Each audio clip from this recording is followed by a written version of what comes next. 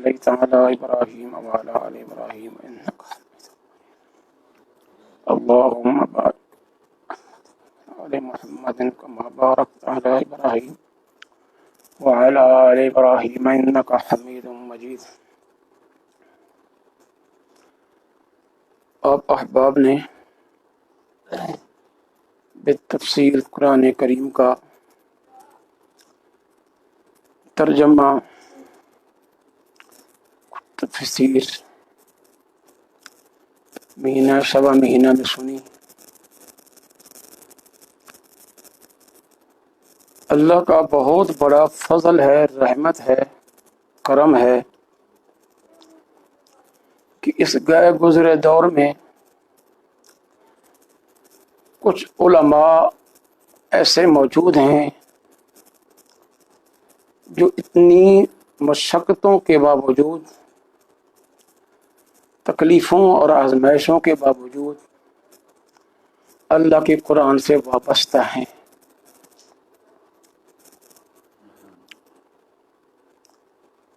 اہل حق کے لیے، اہل توحید کے لیے زندگی کا ہر لمحہ مشکل ہی ہے، لیکن یہ جو حالات اس وقت ہمارے ملک میں آئے ہیں، یہ حالات کسی کو کچھ سوچ ہو، اختلاف ہو سکتا ہے مجھ سے، میری اپنی ذاتی سوچ یہ ہے کہ یہ سارے حالات صرف اور صرف اہل حق کے آواز کو دبانے کے لیے پیدا کیے گئے ہیں۔ ٹھیک ہے، وبائیں، پریشانیاں، تکلیفیں، بیماریاں گھروں میں بھی آتی رہتی ہیں، شہروں میں بھی آتی رہتی ہیں، ملکوں میں بھی آتی رہتی ہیں، آتی ہیں تو اللہ ٹالتے بھی ہیں۔ بعض اوقات گھر میں 5-4 افراد ہوتے ہیں اور ان میں 3-4 افراد شدید قسم کے بیماری میں مبتلا ہوتے ہیں۔ دیکھیں ہوں گے اپنے اپنے گھروں میں، جی بچہ بیمار ہو گیا، جی اس کا علاج کروا رہا ہوں، جی جی بچی بیمار ہو گئی، جی ابھی بچہ ٹھیک نہیں ہوا، دوسری بچی بیمار ہو گئی، جی پھر بچہ بیمار ہو گیا، جی ایسے وہ آتے رہتے ہیں۔ لیکن اس دور میں اہل حق کا قرآن کریم کو انٹرنیٹ کی شکل میں بیان کرنا، میں سمجھتا ہوں یہ بہت بڑا ان علماء احسان ہے امت محمد رسول اللہ صلی اللہ علیہ وسلم۔ ٹھیک ہے، کچھ احباب پہلے وہ ہیں جو سامنے بیٹھے ہوتے ہیں، سننے والے، سنانے والا سامنے والوں کو سناتا ہے، لیکن اس مرتبہ یہ ضروری فائدہ ہوا کہ جیسے سنانے والوں نے سنایا، دنیا کے لوگوں نے اس کی آواز کو سنا۔ ایک سبق میں کچھ میں بھی شامل رہا ہوں، اللہ قبول فرمائے۔ کوئی جی میں عمان سے سن رہا ہوں، جی میں سعودی عرب سے سن رہا ہوں، جی میں فلاں ملک سے سن رہا ہوں، جی ہم اتنے بندے سن رہے ہیں، جی پتہ نہیں ان لوگوں تک یہ آواز پہلے نہ پہنچتی۔ آج شہادت توحید و سنت کی آواز اور خالص توحید کی آواز، خالص توحید کی آواز اس انٹرنیٹ کے ذریعے تمام دنیا تک پہنچی ہے۔ آپ نے بھی اس محفل میں حصہ لیا، سنانے والوں نے سنایا، سننے والوں نے سنا۔ اللہ سب کی محنت کو قبول فرمائے۔ قرآن کریم سے وابستہ ہونا، تعلق قائم کرنا اہل علم کا یا عوامی لوگوں کا، یہ اتنا بڑا فضل ہے رب کا اس انسان پہ، جتنا بندہ کم کہے اتنا ہی، بہت بڑا فضل ہے، بہت بڑا فضل ہے۔ یہ وہ دور ہے جو لوگ دنیاوی آسائشیں تلاش کرتے ہیں، دنیاوی آرام تلاش کرتے ہیں، دنیاوی جاہو جلال کا دور ہے کہ جس سے جہاں کہیں کسی کو دولت ملے، عزت ملے، اسی طرف جھکاؤ پیدا کر لینا.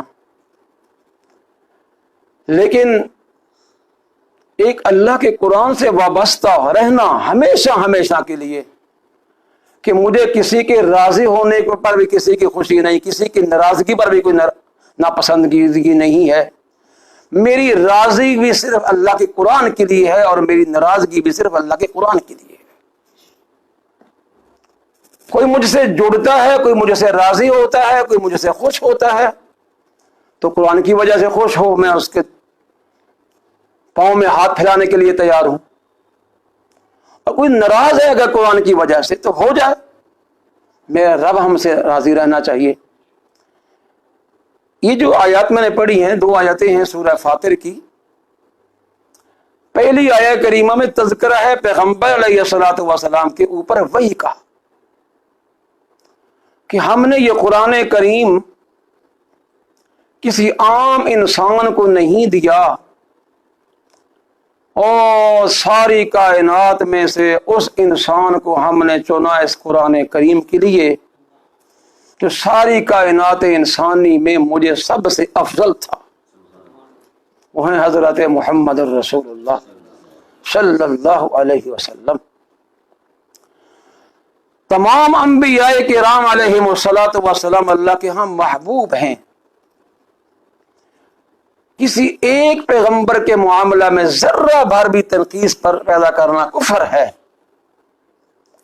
لیکن سارے انبیاء کرام علیہم السلام کے سردار اور افضل الانبیاء، افضل البشر اگر ہیں تو حضرت محمد الرسول اللہ ہے صلی اللہ علیہ وسلم. اور پھر اس اعلیٰ افضل انسان کو اللہ نے کتاب بھی وہ دی جو ساری کتابوں سے افضل کتاب ہے، جو ساری کتابوں کی سردار کتاب ہے. اور قلب محمد الرسول اللہ صلی اللہ علیہ وسلم پہ اللہ نے وہ قرآن کریم نازل فرمایا. قرآن کریم کے نزول کی وجہ سے شانیں مل گئیں، رتبے مل گئے، فضیلتیں مل گئیں. قرآن کریم کی نزول کا مہینہ ہے رمضان. رمضان کو قرآن کی وجہ سے عظمتیں مل گئیں. قرآن کریم کی رات نزول کی لیلۃ القدر ہے. اس لیلۃ القدر کو عظمتیں مل گئیں قرآن کریم کی وجہ سے. جس انسان پہ قرآن آیا اس انسان کو قرآن کی وجہ سے عظمتیں ملی. محسوس نہ کرنا، ناراض نہ ہونا. اگر قرآن کریم کا نزول ہمارے پیغمبر پہ نہ ہوتا صلی اللہ علیہ وسلم، کتنا ہی حسن و جمال تھا، کتنا ہی اخلاق اعلیٰ تھا، کتنا ہی کردار اعلیٰ تھا، کتنا ہی خاندان اعلیٰ تھا، کتنی ہی شرافت تھی، کتنی ہی امانت تھی، کتنی ہی دیانت تھی، یہ مقام جو قرآن کی وجہ سے ملا کبھی نصیب نہ ہوتا. بات حقیقت ہے. اللہ نے خود قرآن کریم میں ذکر فرمایا انہ لذکر لک. میرے پیغمبر تیری شرافت اور تیری عزت اور تیری سربلندیوں کا معیار قرآن ہے، تیری عظمتوں کا معیار قرآن ہے. اگر قرآن کریم کا نزول قلب محمد پہ نہ ہوتا صلی اللہ علیہ وسلم تو یقیناً کوئی پہچان نہ ہوتی، اور قرآن کا نزول نہ ہوتا پیارے پیغمبر علیہ الصلوۃ والسلام پہ. اور پاک پیغمبر صلی اللہ علیہ وسلم نے کو جس طرح اللہ نے حکم دیا بیان کرنے کا، اسی طرح بیان نہ کرتے اللہ کے پیغمبر قرآن تو پہلے انبیاء کرام علیہم السلام کی تاریخ کا ہمیں پتہ نہ چلتا. اس لیے اللہ نے قرآن میں فرمایا بل جاء بالحق وصدق المرسلین. یہ پیغمبر خود سچا سچ لے کے آیا اور تمام انبیاء کرام علیہم السلام کا مصدق بن کے آیا. اس قرآن نے بتایا کہ حضرت نوح علیہ السلام کی دعوت کا کیا انداز تھا، حضرت ہود، صالح، جتنے انبیاء کرام ان کی تعداد اور ان کی حقیقت کو سوائے رب کے اور کوئی نہیں جانتا کہ کتنے دنیا میں انبیاء کرام آئے ہیں۔ تمام انبیاء کرام علیہ السلام کی دعوت پیغام کو، دعوت توحید کے پیغام کو اگر کھولا ہے تو قرآن کریم نے کھولا ہے۔ اس لیے اللہ نے فرمایا میرے پیغمبر ہم نے آپ پہ قرآن نازل فرمایا، یہ کتاب هو الحق، سچی کتاب ہے۔ اس کتاب کے سچے ہونے میں کوئی شک و شبہ نہیں، اور یہ سارے منصوبے بنتے ہیں، بنائے جا رہے ہیں قرآن کی آواز کو دبانے کے لیے۔ لیکن یہ ایک بات ذہن میں رکھ لیں وہ لوگ بھی، قرآن کی آواز کبھی دب نہیں سکتی، اور جس دن قرآن ختم ہو گیا اس دن کائنات کا نظام نہیں رہے گا۔ یہ پھول ہے ان لوگوں کی۔ اگر یہودیت دنیا میں قائم ہے، عیسائیت دنیا میں قائم ہے، جتنے غیر مذاہب لوگ دنیا میں موجود ہیں، اگر ان کا وجود دنیا میں ہے تو قرآن کی وجہ سے ہے، اور قرآن کے بیان کرنے والوں کی وجہ سے ہے۔ جس دن یہ قرآن پڑھنے والے، پڑھانے والے، سیکھنے والے، سکھانے والے خالص رب کے موحد بندے دنیا میں نہیں رہیں گے، اس دن یہ دنیا کا نظام بھی نہیں رہے گا۔ ان کو تو ان کا مرہون منت ہونا چاہیے کہ شکر ہے یہ لوگ ہیں تو ہم بھی ہیں، ہماری حکومتیں بھی ہیں، ہمارا رعب دبدبہ بھی دنیا میں قائم ہے۔ جس دن قرآن اور قرآن کے پڑھنے والے نہیں رہیں گے، حدیث میں آیا قرآن کی آواز ہے لا الہ الا اللہ، قرآن کی دعائی ہے لا الہ الا اللہ، کہ پکار صرف اللہ کی ہے، داتا صرف اللہ ہے، مشکل کشا صرف اللہ ہے، غیبانہ پکارے سننے والا صرف اللہ ہے، حاضر ناظر اور مختار کوئی صرف اللہ ہے۔ یہ قرآن کی آواز ہے۔ جس دن یہ آواز لگانے والا دنیا میں ایک بھی نہیں ہوگا، اس دن یہ کائنات نہیں ہوگی۔ اور جب تک دنیا میں ایک بندہ بھی آواز لگانے والا رہے گا، شور ڈالتا رہے گا، آوازیں دے رہا ہوگا، لوگوں دعوتا ہے تو صرف اللہ ہے، اولاد دینے والا ہے تو صرف اللہ ہے، غائبانہ پکارے سننے والا ہے تو صرف اللہ ہے، اس وقت تک دنیا کا نظام قائم رہے گا۔ فرمایا مصدقا لما بین یدیہ، یہ قرآن کریم جو میں نے میرے پیغمبر آپ کو دی، اس کا کوئی مشن نیا مشن نہیں، اس کا کوئی پروگرام نیا پروگرام نہیں ہے، اس کا مشن وہی ہے جو پہلے انبیاء کرام اور پہلی کتابوں کا تھا۔ یہ قرآن پہلے نبیوں کی بھی مصدق بن کے آئی، اور یہ قرآن کریم پہلے کتابوں کا بھی مصدق بن کے آیا۔ ان اللہ بعبادہ لخبیر بصیر، میں اللہ اپنے بندوں کی تمام حالتوں کو دیکھتا بھی ہوں اور ان کے حالات سے خبردار بھی ہوں۔ پیغمبر پہ قرآن کا نزول ہوا، پیغمبر علیہ الصلوۃ والسلام نے آگے صحابہ کو یہ قرآن کریم کی تعلیم منتقل کی، اور صحابہ سے لے کر تابعین، تبع تابعین، ائمہ مجتہدین رحمہم اللہ، اور پھر چلتے چلتے چلتے کہاں تک پہنچا؟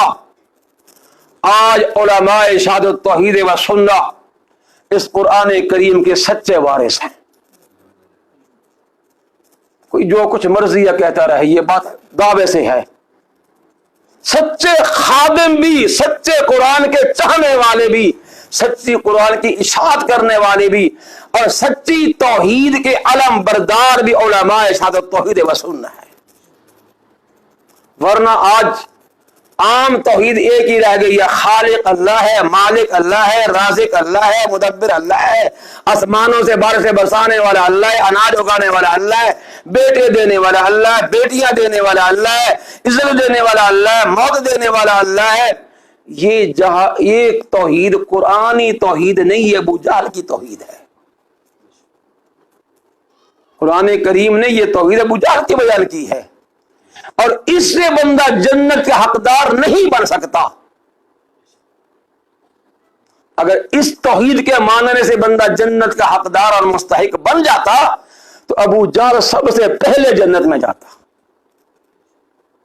اس کے ماننے والے، اس کی پارٹی والے سب سے پہلے جنت میں جاتے۔ بڑی دعائی ہے قرآن میں، من یرزقکم من السماء والارض امن یملک السمع والابصار ومن یخرج الحی من المیت ویخرج المیت من الحی ومن یدبر الامر۔ کون ہے آسمانوں سے برسے برسا کر، زمین سے اناج اگا کر پکا کر تمہارے گھروں تک پہنچانے والا؟ ایک سوال، امن یملک السمع، تمہارے کانوں کے اندر سننے کی قوت رکھنے والا کون؟ والابصار، آنکھوں کے اندر دیکھنے کی روشنائی رکھنے والا کون؟ من یخرج الحی من المیت ویخرج المیت من الحی، زندہ چیز کو مردے سے نکالنے والا اور مردہ چیز کو زندے سے نکالنے والا کون؟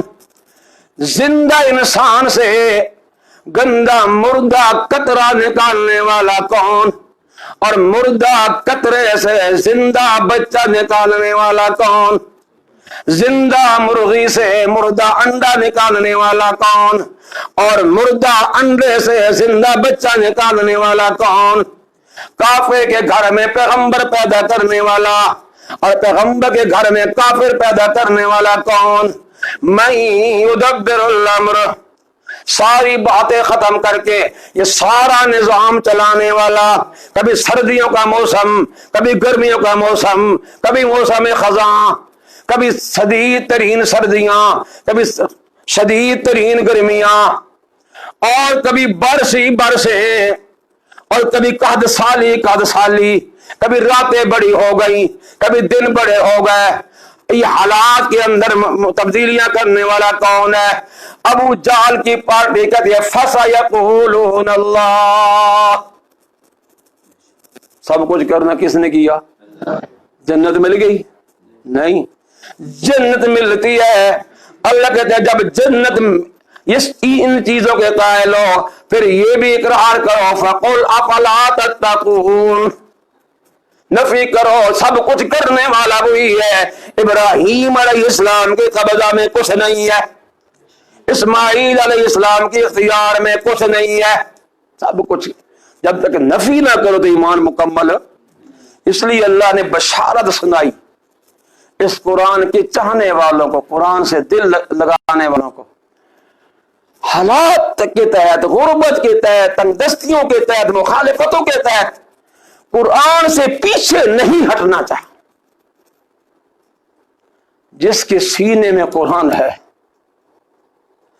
جس کے سینے میں قرآن ہے، عملی زندگی چاہے کمزور صحیح، ساری کائنات کا وہ بادشاہ ہے۔ مت بندہ سوچے، اس لیے تو اللہ کے پیغمبر علیہ السلام نے فرمایا جس کے سینے میں قرآن ہو، قرآن کا حافظ ہو، کوئی دنیا دار، کوٹھی والا، محلوں والا، کاروں والا بندہ اس کے سامنے سے گزرے اور بندہ اپنے دل میں صرف یہی کہ یار میں کی کیتا زندگی سے، میں نے زندگی میں کیا حاصل کیا؟ مارے کھا روٹیاں ملک کی کھا خوش قسمت تو یہ ہے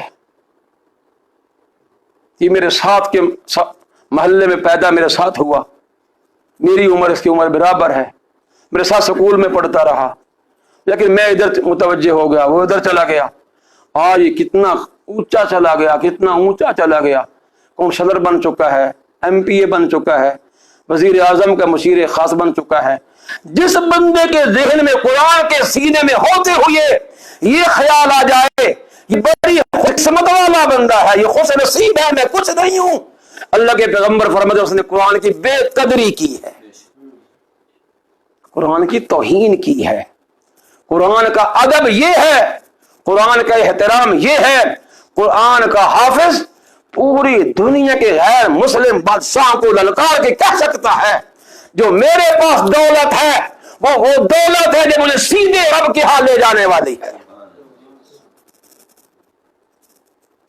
ابھی آپ جنات کا واقعہ سن رہے ہیں، دیکھیں نا، جنوں نے صرف ایک لمحے کے لیے قرآن سنا اور کوئی قرآن سننے کی نیت سے آئے نہیں تھے، اس تلاش میں نکلے نہیں تھے کہ ہم قرآن سنیں گے، وہ تو نکلے تھے کہ تحقیق کریں، جاسوسی کریں، ہمارا آسمانوں پہ آنا جانا بند کیوں ہوا ہے۔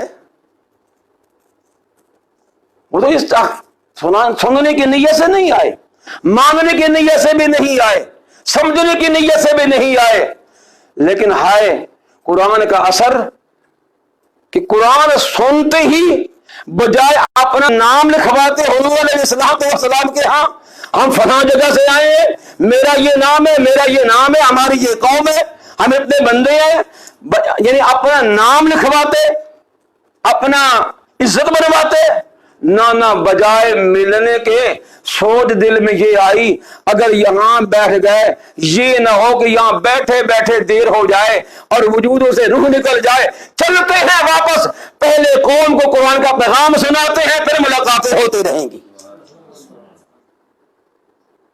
نبی علیہ السلام کو بھی کوئی پتہ نہیں ہے کہ وادی نخلا میں جنوں نے قرآن سنا ہے، یہ تو بتانے والے نے بتایا ہے، عالم الغیب نے تو اس نے کہا، اور اللہ کے پیغمبر نے فرمایا قل اوحی الی انہ استمع نفر من الجن فقالوا انا سمعنا قرآنا عجبا۔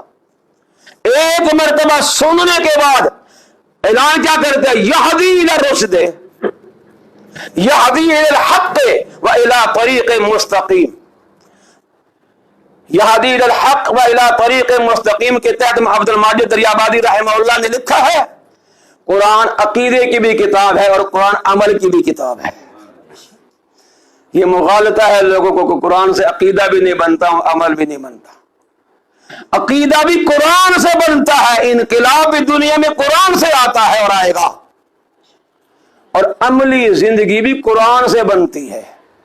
اس لیے جنہوں نے کہا یہدی الی الحق وإلی طریق مستقیم، تفسیر ماجدی میں لفظ ہے یہدی الی الحق سے مراد ہے قرآن سیدھے عقیدے کی طرف کرتا ہے، اور الی طریق مستقیم سے مراد ہے قرآن عمل کی بھی رہنمائی کرتا ہے، یعنی عملی زندگی بھی قرآن سے بنتی ہے، عقیدے والی زندگی بھی قرآن سے بنتی ہے۔ اور جن کہتے ہیں یہدی الی الرشد، ایک مرتبہ قرآن سن کر ہم پہنچے کہاں، سیدھے او رحمان تک، ہدایت کا راستہ ہمیں مل گیا۔ آج مولوی ساری زندگی پڑھا چندے مانگ قرآن کے نام پہ، قرآن والا عقیدہ سمجھ نہیں آیا۔ اور جنوں نے جو گھٹیا مخلوق ہے انسانوں سے، جن گھٹیا مخلوق ہے، اس لیے تو اللہ نے جنوں میں کوئی پیغمبر نہیں بھیجا۔ گھٹیا مخلوق ہے جن، انسان کے تابع مخلوق ہے جن، لیکن جنوں نے پہلی مرتبہ سن کر وہ دہائی دی قرآن کی، اور وہ دہائی دی توحید کی کہ اللہ کو وہ توحید اتنی پسند آئی کہ اللہ نے قرآن میں بیان کر ڈالی۔ اس لیے فرمایا اورثنا الکتاب الذی اصطفینا من عبادنا۔ بات ہمیں سوچنی چاہیے، سمجھنی چاہیے۔ رب کہتے ہیں قرآن آیا پیغمبر پہ سینے پہ، اور پھر یہ منتقل ہوتے ہوتے میں اللہ نے اپنے مخصوص بندوں میں سے کچھ لوگوں کو قرآن کے لیے چن لیا۔ ہر دنیا دار اپنے اپنے مقصد کے لیے اپنے اپنے مشیر چنتا ہے، اپنی اپنی محنت کے لیے اپنے اپنے مشیر چنتا ہے، اپنے اپنے مقصد کے لیے۔ یوں سمجھیے اللہ نے جن لوگوں کو قرآن کے لیے چنا، اللہ عالم الغیب ہیں، اللہ کو پتا ہے کہ میرے قرآن کے صحیح طریقے کو بیان کرنے والے یہی لوگ ہیں، تب اللہ نے ان کو چنا قرآن کے لیے۔ اگر وہ لوگ غلط ہوتے اللہ ان کو قرآن کے لیے نہ چنتا۔ صحابہ کو اللہ نے قرآن کے لیے چنا، تابعین کو چنا، تبع تابعین کو چنا، چلتے آئیں، پھر اللہ نے علماء دیوبند کو قرآن کے لیے چنا، پھر چلتے جائیے، پھر اللہ نے مولانا حسین علی کو قرآن کے لیے چنا، پھر اللہ نے ان کے شاگردوں کو قرآن کے لیے چنا، ان کے شاگردوں کو قرآن کے لیے چنا۔ آج ہمیں سننے والے بھی میسر ہیں، سچی بات یہ ہے، ہمیں روٹیاں کھلانے والے بھی میسر ہیں، ہمیں چندے دینے والے بھی میسر ہیں، कमाल तो उनका था जिनको पत्थर लगते थे कुरान सुनाने की वजह से, जिनके कत्ल के मंसूबे बनते थे कुरान सुनाने की वजह से, लेकिन वो एक लम्हे के लिए भी कुरान से पीछे नहीं हटे। इस तफहीना में इबादना ये है, इस तफहीना में इबादना यही है कि कुरान नहीं छोड़ना चाहे गले कट जाए, कुरान नहीं छोड़ना, तौहीद बारी ताला नहीं छोड़नी चाहे लोग कितने ही मुखालिफ हो जाएं। फिर रब कहते हैं जिन लोगों को मैंने कुरान के लिए चुन लिया है, कुरान का खादिम बना दिया है, कुरान को पढ़ने के लिए चुना, कुरान को पढ़ाने के लिए चुना, कुरान को समझने के लिए चुना, कुरान को समझाने के लिए चुना, मैं नहीं कहता कि वो मासूम अनिल खता है, मासूम अनिल खता तो मेरे सिर्फ पैगंबर है, उनसे गलतियां हैं, उनकी तीन तकसीमें अल्लाह कहते हैं, मन गालिमुल लिनफ्सिही व मिनहुम मुक़तसिदुन व मिनहुम साबिकुम बिल खैरात बिइज़्निल्लाह। कुछ तो वो हैं बेचारे, या शेखुल क़ुरान में हमने लिखा है कि कुरान की खिदमत में उनसे कोताही बड़ी हुई, ज़ालिमुल लिनफ्सिही के तहत कुरान की खिदमत में उनसे कोताही बड़ी हुई, लेकिन कुरान से जुड़े रहे, कुरान को पसे पुस्त नहीं डाला, कुरान की दावत देते रहे, जिस तरह हक था यूं नहीं दे सके, जिस तरह बयान करना चाहिए था यूं बयान नहीं कर सके, कोताहियां हुई, गुनाह ज्यादा हो गए, नेकियां कम हो गई, कुरान की खिदमत कम हो गई। एक बात। नंबर दो, मिनहुम मुक़तसिदुन, कुछ वो हैं जिनके हाथ दोनों चीजें बराबर हैं, नेकियां भी हैं और ज्यादतियां भी हैं, गुनाह भी हैं, और कुछ वो हैं जो कुरान की खिदमत में आगे निकल गए, आगे निकल गए। फरमाया ज़ालिका हुवल फ़ज़्लुल कबीर। तफसीर हज़रत साहब से आप देखते पूछते रहिए, पढ़ते रहिए, मैंने जो आम मफ़हूम आना वो मैंने कह दिया है, जो मुफ़स्सिरीन ने नकल किया है। रब कहते हैं ज़ालिमुल लिनफ्सिही हो, मिनहुम मुक़तसिद हो, साबिकुम बिल खैरात हो, कोई भी हो जब मेरे कुरान से चिमटा हुआ है, जब मेरे कुरान से लगा हुआ है, ज़ालिका हुवल फ़ज़्लुल कबीर।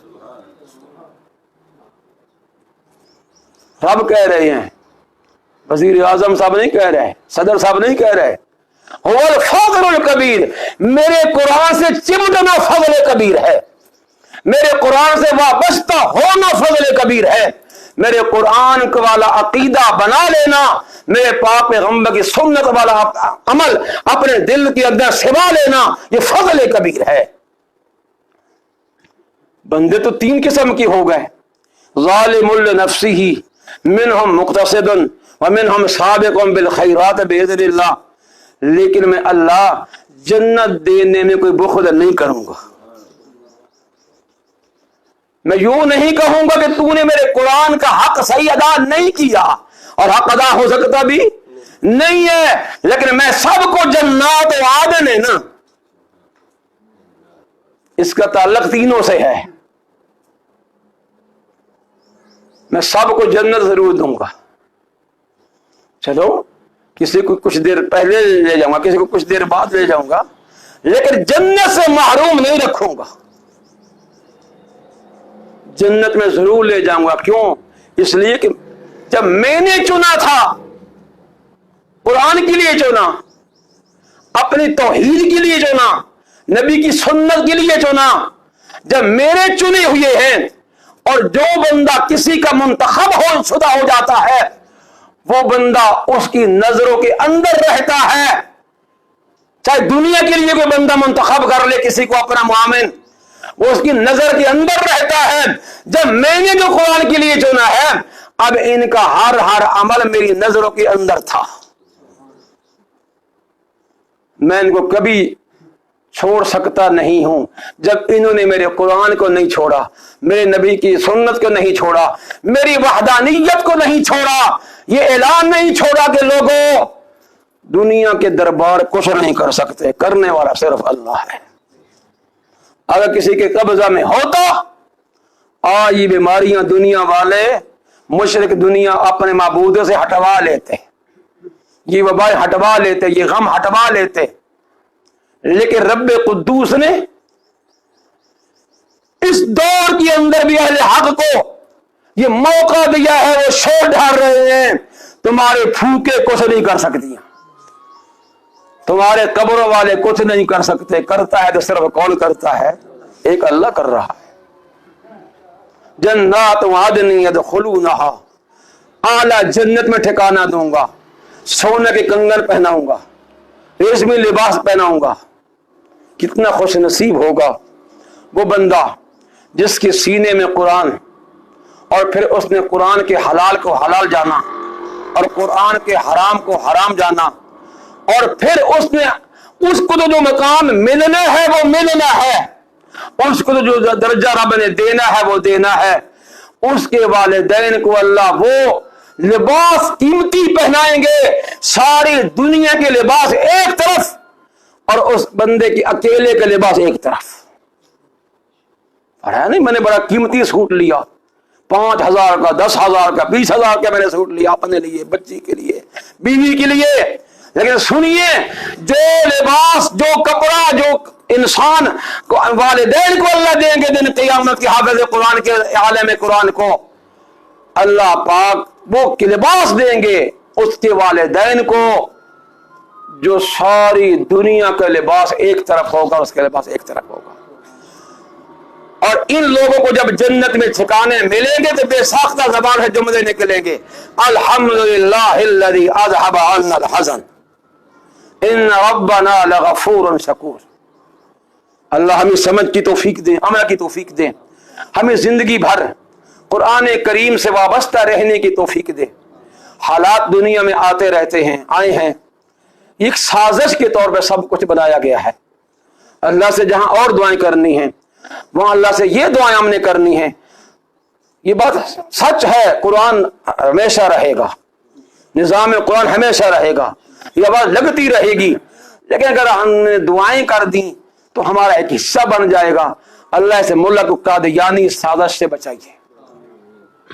जहां और चीजें हैं वहां इस वक्त जो साजिश है सबसे बड़ी, इस मुल्क को शिया स्टेट और कादियानी स्टेट बनाने का है। मैं इलेक्शन से पहले भी अपने जुम्मे पे वाज़ेह लफ्ज़ में कहता रहता था कि ये साजिश है, साजिश है।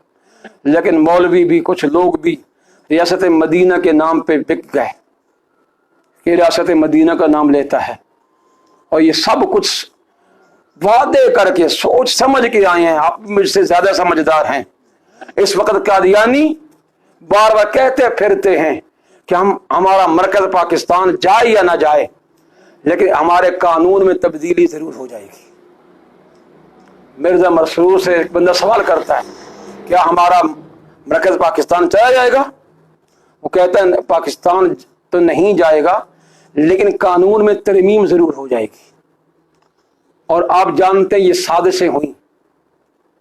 मैंने एक दिन जुम्मे पे कहा था, देखिए घर के अंदर 2-4 बंदे बीमार हो ना, तो घर के सरबराह को कोई बात नहीं सूझती। सच्ची बात यही है। उसका एक ही ध्यान होता है, ये घर के मेरे जो बच्चे हैं ना, ये सही हो जाए। उससे कोई बंदा उसकी खैर खाई वाली बात करेगा ना, वो कहेगा यार मेरे समझते नहीं, कोई नहीं आती, तो क्या आदत है ये, मैं परेशान हूं, बच्चों की वजह से परेशान हूं, वो बच्चा बीमार है, वो बीमार है, वो बीमार है। अब जो सरबराह ममलकत होता है वो लोगों के लिए बाप की तरह होता है। एक तरफ ये है कि मैं बड़ा दुखी हूं, बड़ा गमगीन हूं, बड़ा परेशान हूं, लोग मर रहे हैं, बीमार हो रहे हैं, फौतगियां हो रही हैं, और दूसरी तरफ उन्हीं दिनों में कादियानियों को बीच में शामिल किया जा रहा है कि ये अकलियत हो गए, इनको अकलियत शामिल कर लिया जाए। फिर हमारे बाद बुजुर्गों ने बड़े बड़े इस पे बयानात भी दे दिए कि ठीक है जी, अगर वो पाकिस्तान का आइन तस्लीम कर लें, अपने आप को गैर मुस्लिम तस्लीम कर लें, फिर हमें कोई एतराज नहीं है। लेकिन कुर्बान जब अपनी जमात के मौलवी खिज़र हयात पे अल्लाह उसकी जिंदगी में बरकत दे, उसने इस बात को खोला, उसने सब का रद्द किया। हमारी जमाती अहबाब ने भी कुछ ने ये बयान दिया, اور ختم نبوت والے نے بڑے کھول کے بیان دیا، اگر پاکستان کا آئین تسلیم کر لے تو ہم ہی سب سے پہلے انہوں نے کہا، ہم سب سے پہلے ختم نبوت والے مانیں گے کہ ٹھیک ہے جی غیر مسلم اقلیت میں یہ شامل ہو جائیں، لیکن مولوی خضر حیات نے کہا کہ جو مرضی ہے ہو جائے، جو مرضی ہے اپنے آپ کو مان لیں، ان کو قطعی طور پر غیر مسلم اقلیت ثابت نہیں کیا جا سکتا، کیونکہ یہ مرتد ہے، یہ مرتد ہیں۔ اور مرتد کا حکم اس نے بھی کھل کے بیان کیا، اس نے کہا ان کا ایک ہی حکم ہے، 3 دن تک ان کو قید کیا جائے اور ان کے اوپر اسلام پیش کیا جائے، حقائق ختم نبوت پیش کیے جائیں، مان لے تو ٹھیک ہے ورنہ لین پہ کھڑے کر کے قتل کر دیا جائے۔ اس بندے نے اس بات کو کھولا، پھر اس نے مثال پیش کی کہ ریاست مدینہ کے پہلے حکمران نے سیدنا صدیق اکبر رضی اللہ عنہ نے ختم نبوت کے منکرین سے کوئی سمجھوتا نہیں کیا، یوں نہیں کہا کہ آپ اپنے آپ کو غیر مسلم صاحب مان لیں، میری تمہاری جنگ ختم، یہ نہیں کہا کہ غیر مسلم اقلیت ثابت ہو جائے، مان لیں اپنے آپ کو کہ ہم غیر مسلم ہیں تو میری تمہاری جنگ ختم ہو جائے گی، میرا تمہارا اختلاف ختم ہو جائے گا، بلکہ نہیں، صدیق اکبر نے سب سے پہلے ان سے جنگ کر کے اپنے صحابہ 1200 شہید کر، اپنے یار نبی کے یار 1200 شہید کروا کر ان کو ختم کروا کر جم لیا صدیق اکبر رضی اللہ عنہ نے۔ اس لیے بہت بڑی سازشیں ہو رہی ہیں، اللہ سے دعا کریں کہ اللہ ان تمام سازشوں کو ناکام فرمائے۔ آخر دعوانا ان الحمدللہ رب العالمین۔ دعا کر لیں۔ پہلے جب میں اس محفل میں آیا کرتا تھا کبھی کبھی، ہمارے بزرگ موحد حافظ عزیز صاحب یہاں ہوا کرتے تھے، آج وہ یہاں موجود نہیں ہے، سچا بندہ تھا، کھرا بندہ تھا، اللہ اس کی قبر کو منور فرمائے۔ الحمدللہ رب العالمین والصلاة والسلام علی سیدنا اللهم صل على سيدنا اللهم ربنا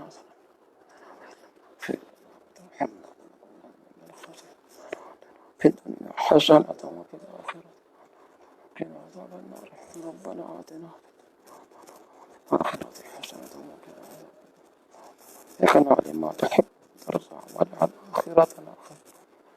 اللہ ہم سب کے گناہوں کو معاف فرما، اللہ ہم سب کو قرآن کا سچا خادم بنا، اللہ ہم سب کو قرآن کا سچا خادم بنا۔ اللہ جس انداز میں اس رمضان المبارک میں نیٹ کے ذریعے قرآن کی تفسیر پڑھائی گئی ہے، اللہ ہمارے ان تمام بزرگوں کی محنت کو اپنے دربار میں قبول و منظور فرما۔ اللہ اس کی اس محنت کے صلہ میں اللہ اس ملک کو اسلام، اس ملک کے اندر اسلام کا بول بالا فرما، اللہ شرک کو نیست و نابود فرما۔ اے اللہ جو اسلام کے خلاف اس ملک میں اور جہاں کی سازشیں ہو رہی ہیں، کی جا رہی ہیں، اے اللہ ان کو ملیہ میٹ فرما، سازشیں بنانے والوں کو ملیہ میٹ فرما۔ اللہ اس ملک کے سازشیوں کے مقدر میں اگر ہدایت ہے تو ہدایت دے، ورنہ ان کو تباہ و برباد فرما دے، اللہ ان کو تباہ و برباد فرما دے۔ اللہ اسلام کا علم اونچا فرما، اللہ توحید و سنت کے اوپر استقامت دے، جب تک ہم زندہ رہیں اس توحید و سنت کے اوپر پکا رکھ، جب موت دے تو ہم سب کا خاتمہ بے ایمان فرما۔ دن قیامت کے بعد اپنے فضل و رحمت سے پاک پیغمبر صلی اللہ علیہ وسلم کی شفاعت نصیب فرما۔ دن قیامت کے محض اپنے فضل و رحمت سے پاک پیغمبر صلی اللہ علیہ وسلم کی شفاعت نصیب فرما۔ اللہ ہمارے اساتذہ میں سے جو دنیا سے چلے گئے ہیں، ہمارے اکابرین میں سے جو دنیا سے چلے گئے ہیں، سب کی قبروں کو منور فرما، اور جو ہمارے اساتذہ میں زندہ ہیں، موجود ہیں، قرآن کی خدمت کریں، اللہ ان کی زندگیوں میں برکتیں عطا فرما، ہمارے جماعتی احباب میں کی زندگیوں میں برکتیں عطا فرما۔ اللہ تمام مسلمانوں کو قرآن سے وابستہ فرما، اللہ تمام مسلمانوں کو قرآن سے سچا وابستہ ہونے کی توفیق دے۔ ہمارے رمضان کے روزوں کو اپنے دربار میں قبول و منظور فرما، رات کے قیام کو اپنے رحمت سے قبول و منظور فرما۔ ربنا تقبل منا انك انت السميع العليم وتب علينا انك انت التواب الرحيم۔ صلی اللہ تعالی علی النبی الأمی محمد وآلہ وأصحابہ اجمعین برحمتک یا